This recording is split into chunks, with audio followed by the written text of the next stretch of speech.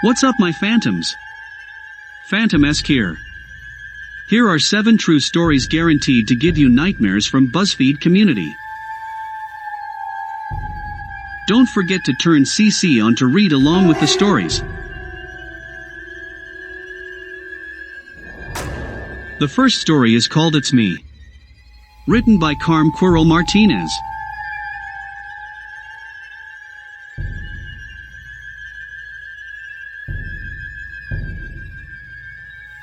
Three or 4 years ago, I used to be in my old school's netball team.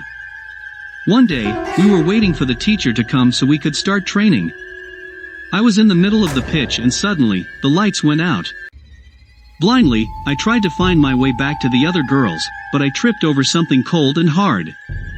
Out of nowhere, a cold, small hand touched my bare leg, squeezing and rubbing it up and down, as if it, like me, was trying to find a guide in the dark. Out of fear I asked, "Who is it?" And a feminine, childlike voice answered, "It's me," and giggled playfully. Shortly after, the lights came back. I was in one corner of the pitch, while the other 3 girls were huddled close together in the opposite corner, and there was no trace of whatever thing had been next to me.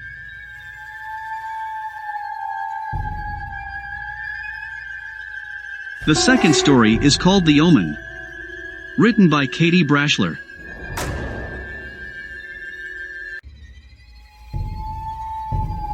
I work at a nursing home, and one particular rainy night, I was sitting next to one of my residents that has severe dementia. Out of nowhere she starts screaming bloody murder and shaking a wrinkly, disfigured finger across room screaming, "She's dead, she's dead." She was so out of sorts, I decided to push her around the building to try and calm her down. That's when I found out that a woman who lived on the other side of the building had just passed away not 5 minutes before. The third story is called Behind the Curtains. Written by Kelsey Benny. It was late fall in my senior year of high school.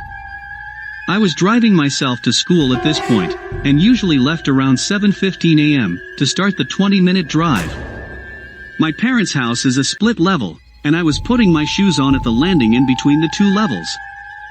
My mother and father were already gone to work, so I was home alone. I grabbed my coat and went downstairs to go out the back door.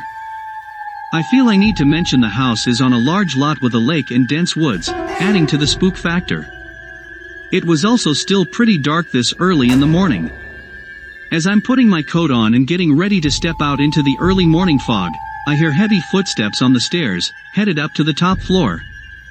The house has hardwood floors, so you can hear every single step and shuffle. My first thought was, oh, my dad must have left his phone at home or something.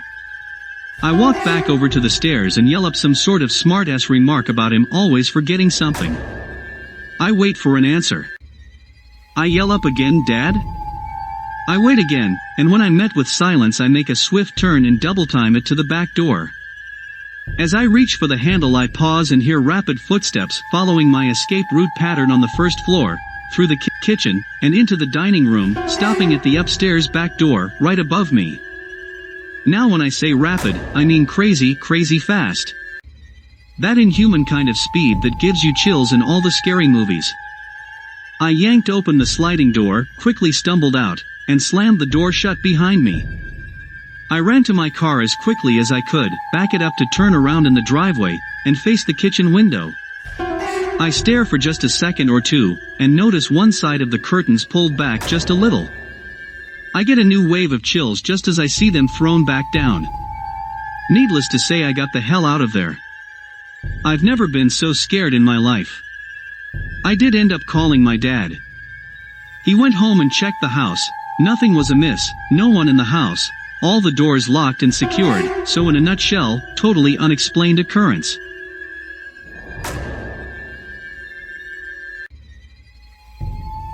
Before we continue, I humbly ask you to like the video and subscribe to my channel.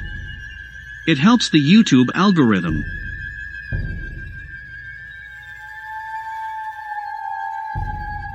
The fourth story is called The Foot. Written by Marianegg4E08ATF6A6.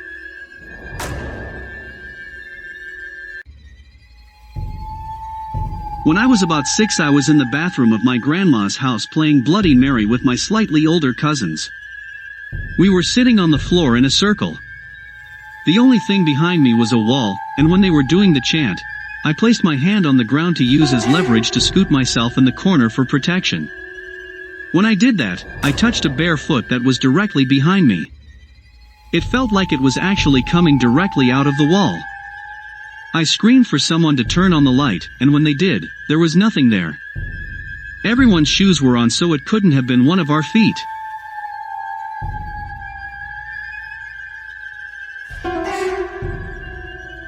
The fifth story is called The Trunk. Written by Brennan Tice.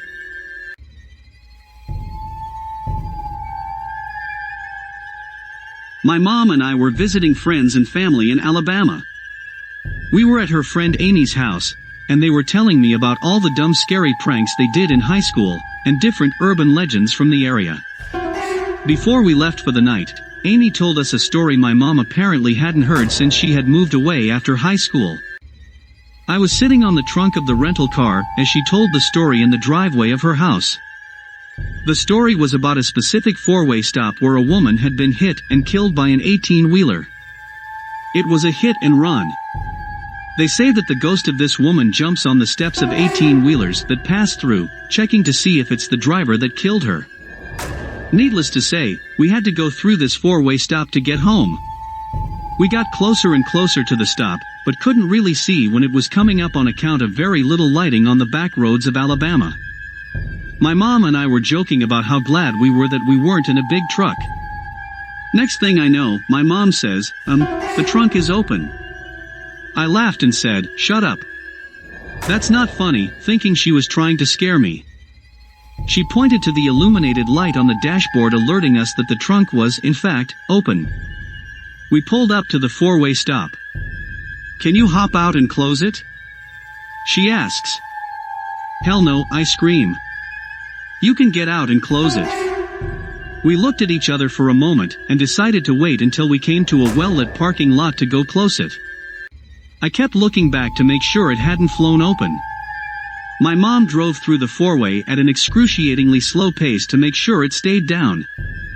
Then I get to thinking, "Hey Mom, wasn't I sitting on the trunk before we left?" All of a sudden, the trunk slams shut, and I mean slams, like full force, from fully open, slamming down. My mom and I had one of those comical movie moments where we turned to look at each other, turned back, and then screamed bloody murder. My mom then floored it, and we raced to the nearest parking lot, frantically screaming nonsense trying to explain what could have happened. The trunk light was still off when we pulled up into the lot of a Hardee's. We both got out of the car and went around to the trunk. On the bottom of the trunk lid, where you touch to close it, were two muddy handprints.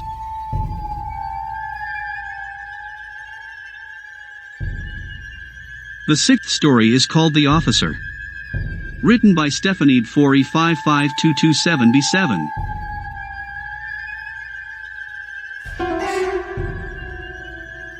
I work in a Titanic museum filled with real artifacts. We usually hear little things, but don't even think about them. One night we were following the last guest out and cleaning behind them, like normal. I happened to glance through a window into the captain's bridge, and saw an officer there against the back wall. He looked up, made eye contact with me and nodded. I instantly had chills down my spine and just ran out of there. None of the guys who dress up were working that night, and when I got downstairs I glanced at a picture of the original 1912 crew and came face to face with the officer I saw upstairs. Stephanie 4E55227B7.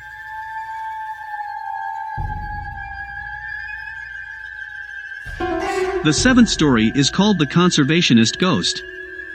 Written by Ursula N.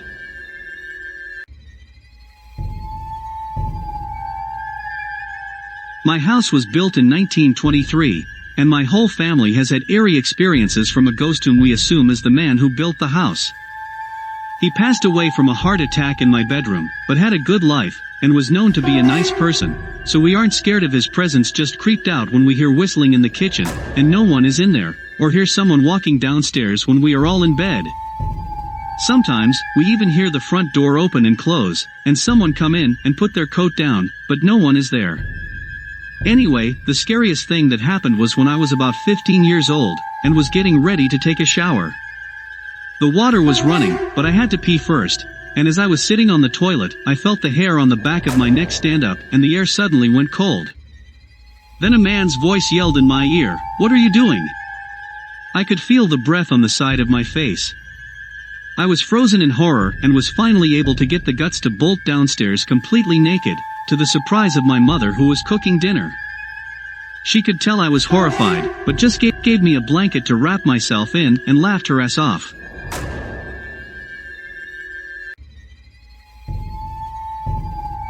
Thank you for listening. If you make it this far, make sure to subscribe and like and check out our playlist for more terrifying stories. Share with a friend who might like this.